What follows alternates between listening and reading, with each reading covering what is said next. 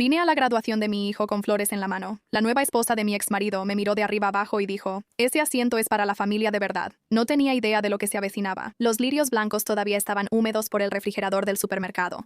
Sé que es un detalle extraño para recordar, pero así son los momentos que te rompen por dentro.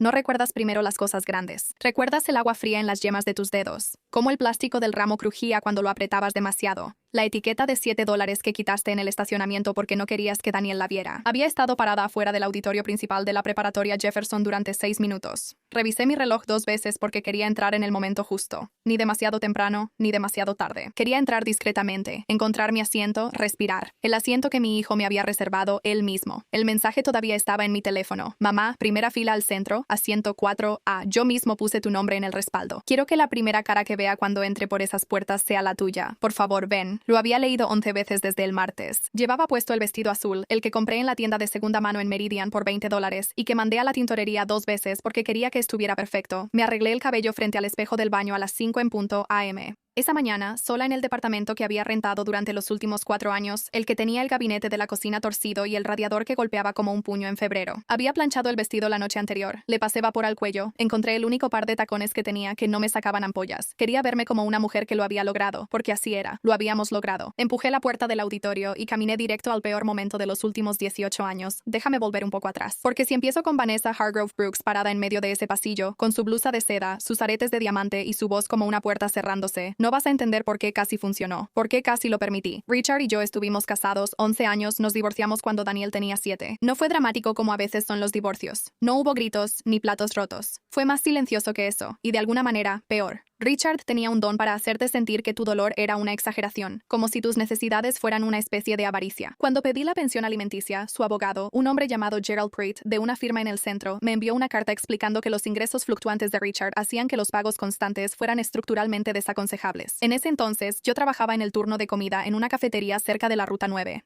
Daniel estaba en segundo de primaria. Tenía una mochila con el cierre roto que ya le había arreglado 3 veces con cinta aislante. Firmé un acuerdo que no era justo. Sabía que no era justo, pero tenía 29 años, un hijo en segundo de primaria y ningún título universitario. Y Gerald Pruitt tenía un traje que costaba más que mi coche. Así que empecé de nuevo. Empecé con algo pequeño, con un carrito de comida. Había visto a mi abuela cocinar toda su vida y sus tamales eran lo que la gente de nuestra familia mencionaba cuando hablaban de sentirse amados. Así que saqué un permiso. Compré un carrito de vapor usado a un señor en Garfield que se estaba jubilando. Me instalé afuera de la clínica médica Riverside por las mañanas entre semana porque los trabajadores del hospital empiezan sus turnos a las 6 a.m. Y tienen hambre, están agradecidos y dejan buenas propinas. Durante 3 años me desperté a las 4 a.m. todas las mañanas, incluidos los domingos. Mis manos tienen quemaduras, no graves. Pequeñas cicatrices blancas a lo largo del interior de mi palma derecha, donde el vapor te quema cuando te mueves rápido. Hace frío y estás tratando de atender a 12 personas al mismo tiempo. Antes me avergonzaban, ahora las veo como pruebas. Daniel creció viéndome trabajar. Hacía su tarea en la mesa plegable junto al carrito durante las vacaciones de verano. Aprendió a dar cambio antes de aprender a hacer divisiones largas. Para cuando tenía 14 años, ya me ayudaba los fines de semana, y era mejor con los clientes que yo. Tenía esa calidez, esa manera de recordar los nombres de las personas después de conocerlas una sola vez que yo nunca tuve la energía de hacer. Ricardo, mientras tanto, se había vuelto a casar. Vanessa Hargrove, hija de un desarrollador de bienes raíces comerciales, exdirectora de marketing, una mujer que usaba lino en octubre y hacía que pareciera intencional. Tenía 2 hijas de un matrimonio anterior, Sienna y Brooke, que tenían 11 y 13 años, y a quienes conocí 2 veces durante los intercambios de custodia, y ambas veces me miraron como si no existiera. Ricardo se mudó a la casa de Vanessa en Thornton Heights. Tenía una alberca. Daniel pasaba allí fines de semana alternos, como lo requería el acuerdo de custodia. Nunca se quejó conmigo al respecto, lo cual respetaba, pero había señales. Cuando regresó a casa a los 15 años y me dijo con mucho cuidado que Vanessa le había sugerido considerar el colegio comunitario como una opción realista, vi cómo apretaba la mandíbula. Ese gesto de tensión, como si estuviera decidiendo no decir lo que realmente piensa. ¿Tú qué piensas?, le pregunté. Creo, dijo, que le voy a demostrar que está equivocada. Y lo hizo. Daniel Carter Brooks se graduó como el primero de su clase con un promedio de 4.1. Obtuvo una beca académica completa para la Universidad Whitmore, una escuela con una tasa de aceptación del 14% por si Vanessa quería el dato. También lo aceptaron en otras 3 universidades. Eligió Whitmore porque tenían el mejor programa de ingeniería biomédica del estado. Mi hijo, el mismo niño que alguna vez llevé en mi espalda durante una tormenta de aguanieve en febrero porque el autobús no pasaba después de las 9 p.m. Y nos habíamos quedado demasiado tiempo en la biblioteca y él se negó a irse antes de terminar su capítulo. Ese niño.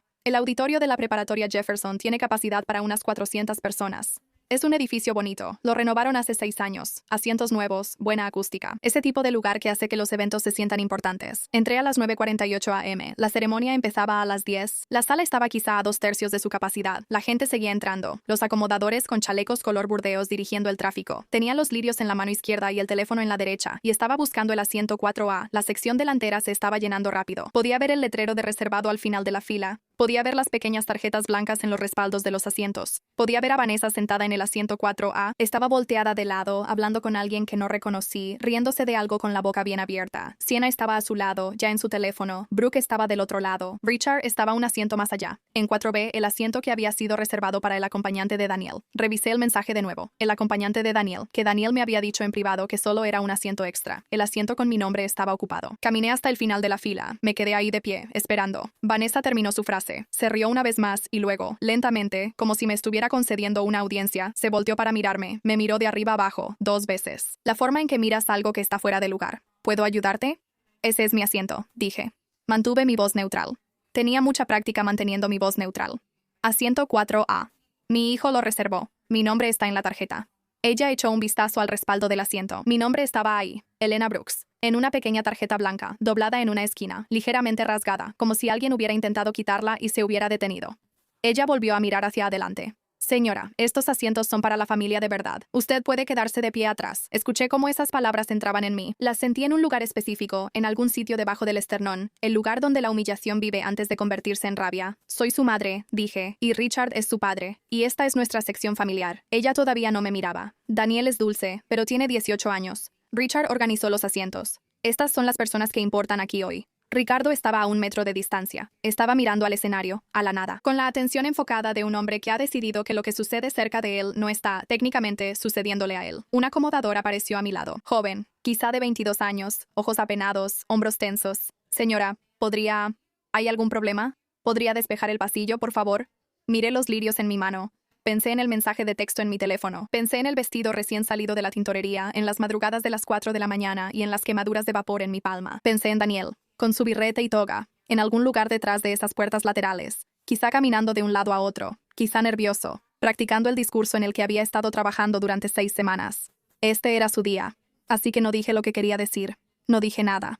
Caminé hacia el fondo. La parte trasera del auditorio era un mundo diferente. Habían colocado sillas plegables a lo largo de la pared trasera para el público adicional, pero la mayoría ya estaban ocupadas. Encontré un espacio cerca de las puertas de salida, donde 2 ventiladores industriales estaban encendidos para compensar el aire acondicionado insuficiente del salón. El sonido resonaba de manera diferente allá atrás. El sistema de sonido tenía un ligero retraso con estática, como escuchar música desde la habitación de al lado. Algunas personas me miraron cuando llegué. La mayoría apartó la mirada. Apreté los lirios contra mi pecho y miré fijamente al escenario. Respiré por la nariz y me dije a mí misma que todo estaba bien. No estaba bien. No voy a fingir que lo estaba. Estar de pie al fondo de la ceremonia de graduación de tu hijo con un vestido recién lavado en seco y lirios marchitos en los brazos, mientras la esposa de tu ex esposo se sienta en el lugar que tu hijo reservó para ti. Eso no está bien. Eso es una clase muy específica de horror.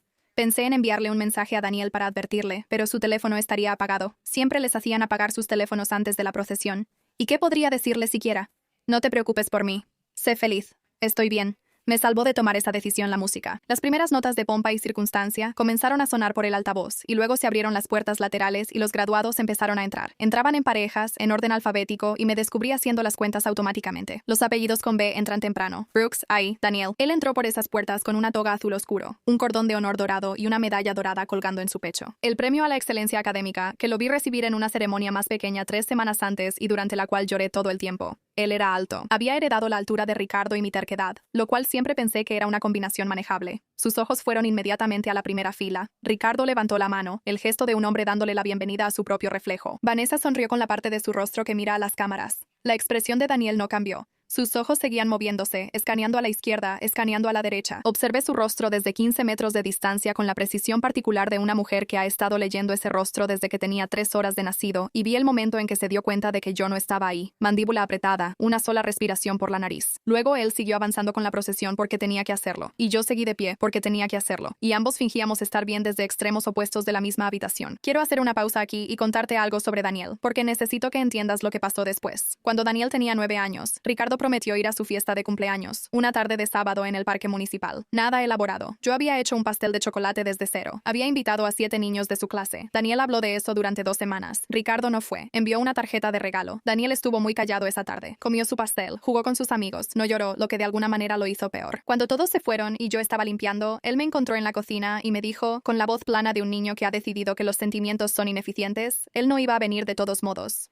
Yo lo sabía. Le pregunté cómo lo sabía. Él miró su teléfono cuando lo prometió, dijo Daniel. Las personas que dicen las cosas en serio no miran su teléfono cuando las dicen. Tenía 9 años. Esa noche, después de que se fue a dormir, me senté en el piso de la cocina y lloré durante 40 minutos. No porque Ricardo no hubiera venido, sino porque mi hijo ya había aprendido a protegerse de su propio padre. Esa fue la primera vez que vi lo de la mandíbula. La ceremonia continuó. La directora Karen Okwuosa, con 22 años en la educación, una mujer que dirigía la preparatoria Jefferson como un barco y era querida por ello, dio las palabras de apertura. El presidente de la junta escolar, un hombre llamado Howard Fels, dijo algunas cosas sobre el futuro y las posibilidades. Los padres lloraron. Los ventiladores seguían funcionando cerca de mi puerta de salida. Luego, la directora Okwuosa volvió al micrófono. Es un profundo honor para mí, dijo ella, presentar a la estudiante que es la mejor promedio de la generación de este año. Una alumna que llegó a la preparatoria Jefferson como una estudiante de primer año callada y se va como alguien a quien ninguno de nosotros olvidará. Damas y caballeros, por favor den la bienvenida a Daniel Carter Brooks. El salón estalló en aplausos. Richard se puso de pie. Literalmente se levantó, con el pecho hacia afuera, como si lo estuvieran reconociendo a él. Vanessa empezó a grabar con su teléfono. Daniel caminó hacia el podio. Estaba tranquilo. Siempre parecía tranquilo. Era lo que hacía que la gente lo subestimara, hasta que dejaban de hacerlo. Metió la mano en su toga y sacó una hoja de papel doblada. Su discurso. Me había mostrado un borrador hace 2 semanas. Era bueno, equilibrado, el tipo de discurso que habría complacido a todos y no habría ofendido a nadie. Hablaba sobre la ambición, sobre la comunidad, sobre los maestros que creyeron en él. Lo miró por un largo momento. Luego lo dobló y lo guardó de nuevo dentro de su toga. Levantó el micrófono con ambas manos y miró hacia la sala. Tenía un discurso sobre el éxito, dijo. Pero vi algo hace unos minutos que me hizo cambiar de opinión. La sala se quedó en silencio. Mi madre está de pie al fondo de este auditorio. Todas las cabezas se voltearon. 400 miradas giraron hacia la pared trasera, hacia las puertas de salida y los ventiladores ruidosos, hacia la mujer con el vestido azul que sostenía lirios blancos. Yo.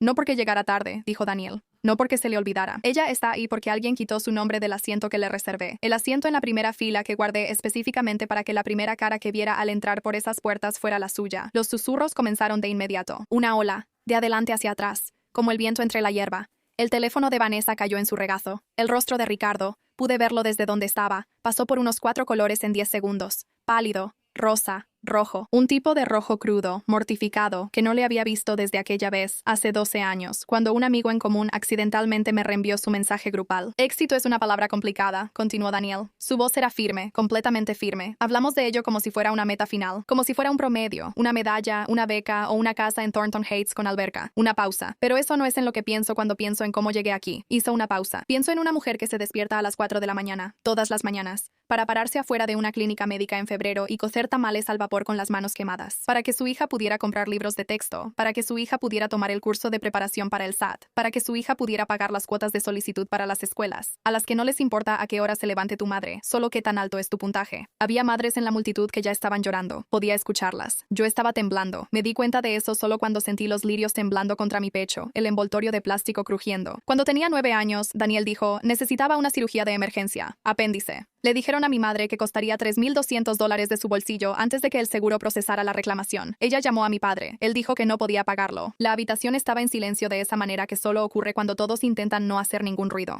Esa tarde, ella vendió el collar de su abuela, el que había guardado en una caja de terciopelo en su closet desde que tengo memoria.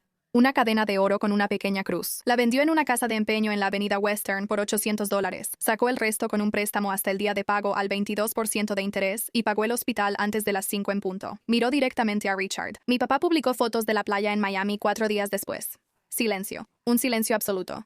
Observé a Richard en su asiento. Ya no miraba al escenario. Estaba mirando al suelo. Cuando tenía 13 años, continuó Daniel, competí en el campeonato estatal de matemáticas. Era un sábado. Mi mamá cerró su puesto de comida por el día. Perdió un día completo de ingresos, que para nosotros en ese momento era mucho dinero, y se sentó en las gradas de la preparatoria Westfield durante 4 horas para verme competir. Hizo otra pausa. Le pedí a mi papá que viniera. Dijo que lo intentaría. Me mandó un mensaje 2 días después de la competencia para preguntarme cómo me había ido. Los susurros ya se habían ido. Nadie susurraba. Nadie se movía en su asiento. El tipo de atención que tenía Daniel era de la que no se puede comprar. Por cierto, gané, dijo él, seco, en voz baja. Algunas personas se rieron, ese tipo de risa que sale por la tensión. Luego, le dije a mi mamá que gané, y ella lloró en el estacionamiento durante 15 minutos, y luego nos compró comida para llevar para celebrar. Más llanto entre la multitud. Finalmente, yo era una de ellas, a pesar de mí misma. No les estoy contando estas cosas para avergonzar a nadie. Hizo una pausa. Bueno, tal vez un poco. Otra risa involuntaria del público. Se los digo porque creo que le mentimos a la gente sobre lo que cuesta el éxito. Les mostramos la medalla. No les mostramos las manos quemadas. Les mostramos el anuncio de la beca. No les mostramos los recibos de la casa de empeño. Él volvió a mirar al salón y entonces Vanessa se puso de pie. No levantó la mano, no pidió la palabra. Simplemente se puso de pie en medio de la primera fila, en medio de una ceremonia de graduación, y dijo en voz alta: esto es manipulador. Su mamá ama hacerse la víctima. Lo ha estado haciendo por años. 400 personas escucharon cada palabra. Lo vi suceder desde el fondo del salón, como si estuviera viendo algo caer en cámara lenta, sabiendo que no había nada que hacer. Daniel la miró, una mirada larga y mesurada. Las víctimas sufren en silencio, dijo él. Mi mamá nunca dejó de luchar. Simplemente nunca jugó sucio. La directora Okwuosa ya había bajado del escenario. Bajó las escaleras con la calma deliberada de una mujer que ha lidiado con padres, estudiantes, miembros de la junta y crisis durante 22 años y que ya se quedó sin paciencia para exactamente este tipo de momento. Se detuvo frente a Vanessa en la primera fila. Su voz era tranquila, clara.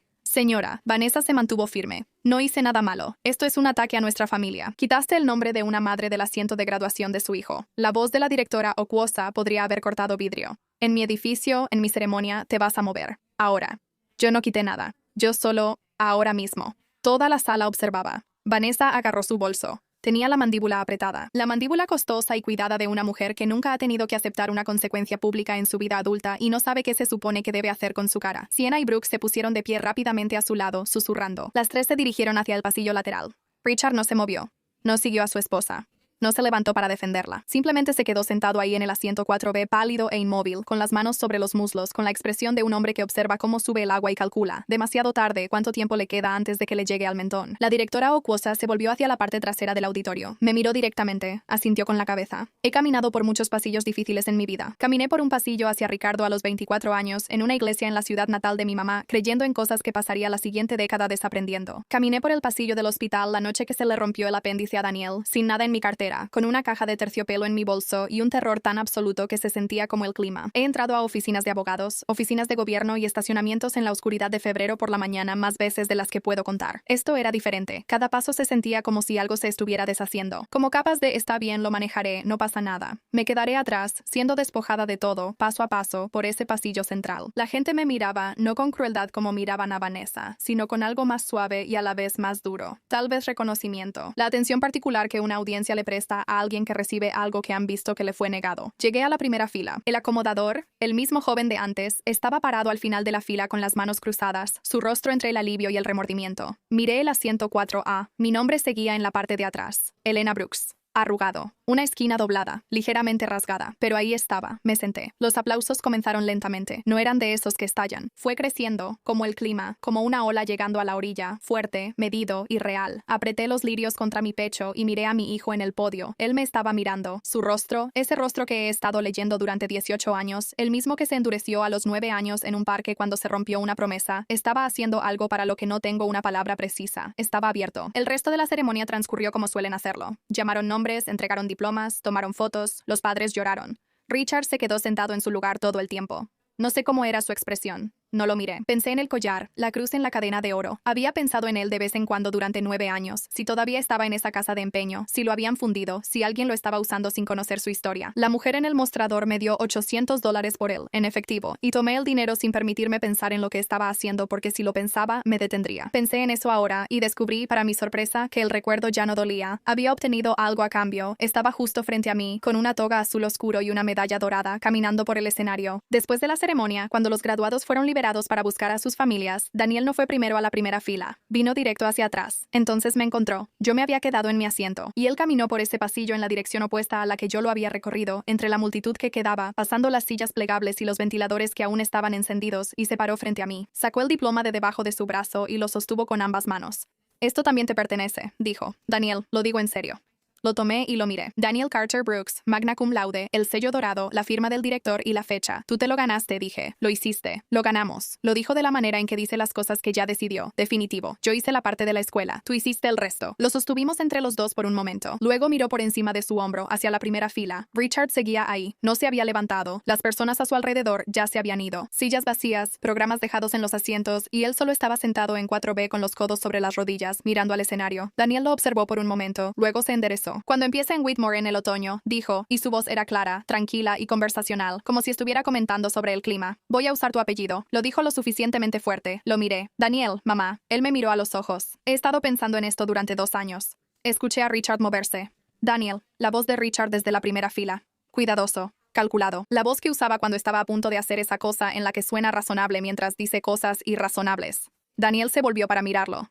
Ya presenté los papeles, papá. Lo dijo sin enojo, sin dramatismo. Se finalizó esta mañana. Richard abrió la boca. Daniel lo miró por un largo momento. Este chico que aprendió a los 9 años que las personas que dicen cosas importantes no miran su teléfono cuando las dicen. Y luego volvió a mirarme. Vamos, dijo. Quiero una foto con las flores. 3 meses después, Daniel está en Whitmore. Me llamó el domingo pasado desde su dormitorio. Sacó un 94 en su primer examen de ingeniería y se estaba quejando del gusto musical de su compañero de cuarto. Sonaba exactamente como siempre. La mañana después de la ceremonia, mi teléfono tenía 43 contactos nuevos. Padres del público que consiguieron mi número de otros padres que lo obtuvieron de alguien más. 7 de ellos se convirtieron en clientes habituales. Una de ellas, una mujer llamada Dra. Patricia Nwosu, pediatra en Riverside Medical nada menos, me ayudó con la solicitud de préstamo para pequeños negocios que había estado posponiendo durante 2 años. Ahora el carrito es un verdadero servicio de banquetes, con un sitio web, un lugar en el mercado de agricultores los fines de semana y una lista de espera para eventos corporativos. Todavía tengo las quemaduras en las manos. No creo que alguna vez desaparezcan por completo, pero dejé de avergonzarme de ellas hace mucho tiempo. Ahora, cuando las veo, pienso, evidencia. Richard intentó llamar a Daniel 2 veces en las semanas después de la graduación. Daniel respondió por mensaje ambas veces. No sé qué se dijeron. Eso es asunto de Daniel, y siempre he tratado, no siempre con éxito, pero sí de manera constante, de que así se mantenga. Vanessa Hargrove Brooks, según tengo entendido, no ha asistido a ningún evento en la preparatoria Jefferson desde la ceremonia. Sus hijas siguen inscritas. Espero que estén bien. De verdad lo espero. Nada de esto tenía que ver con ellas. Hay un mensaje de voz en mi teléfono que he escuchado 4 veces. Daniel lo envió la noche que llegó al campus, caminando por la explanada por primera vez, divagando sobre los edificios, los árboles y su horario. Él habla,